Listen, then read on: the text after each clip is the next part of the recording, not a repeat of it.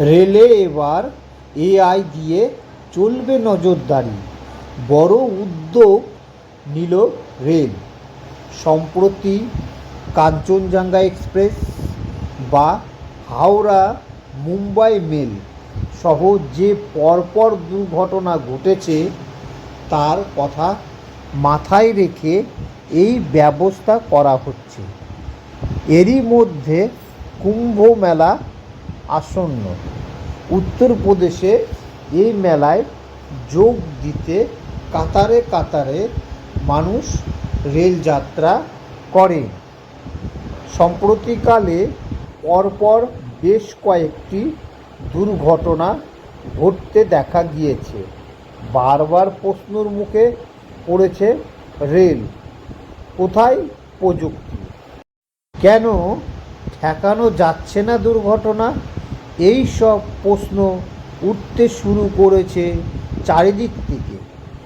আর এবার দুর্ঘটনা এড়াতে একেবারে অত্যাধুনিক প্রযুক্তি প্রয়োগ করতে চলেছে রেল।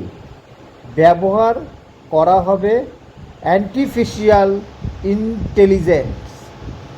এই প্রযুক্তি ব্যবহার করে আগে থেকেই আঁচ করা যাবে দুর্ঘটনার পরিস্থিতি, আর সেই মতো দ্রুত ব্যবস্থা নেওয়া হলো এড়ানো যাবে দুর্ঘটনা। সম্প্রতি প্রয়াগরাজ রেল জংশনে এই নতুন প্রযুক্তির বিষয়ে কথা বলেছেন রেল বোর্ডের চেয়ারপারসন তথা সিও জয়া বর্মা। তিনি জানিয়েছেন, সমস্ত লোকোমোটিভ বসানো হচ্ছে এআই প্রযুক্তি সম্বলিত সিসিটিভি। সেই সিসিটিভি দিয়ে রিয়েল টাইম মনিটরিং করা সম্ভব হবে। সম্প্রতি কাঞ্চনজঙ্ঘা এক্সপ্রেস বা হাওড়া মুম্বাই মেল সহ যে পরপর দুর্ঘটনা ঘটেছে তার কথা মাথায় রেখে এই ব্যবস্থা করা হয়েছে। এর জন্য কুম্ভ মেলা আসন্ন।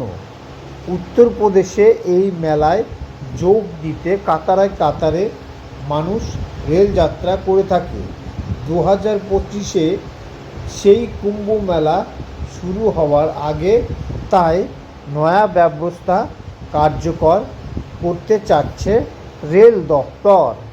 জানা গিয়েছে, 2019 সালের কুম্ভ মেলার জন্য 530টি স্পেশাল ট্রেন চালানো হয়েছিল, আর 2025-এ এই মেলার জন্য চালানো হবে মোট 900টি স্পেশাল ট্রেন। অন্তত 30 কোটি তীর্থযাত্রীর সমাগম হতে পারে বলে অনুমান করছে রেল। এছাড়া 2025-এর আগে প্রয়াগরাজ জংশনকে নতুনভাবে সাজিয়ে তোলা হবে। অমৃত ভারত স্টেশনের আওতায় যে স্টেশনগুলিকে পুনর্নির্মিত করা হচ্ছে তার মধ্যে প্রয়াগরাজ অন্যতম। ওই স্টেশনের একদিকের কাজ সম্পন্ন হয়ে যাবে 2025 সালের মধ্যেই। এছাড়া বাকি কাজ সম্পূর্ণ করতে সময় লাগবে আরও 2 বছর।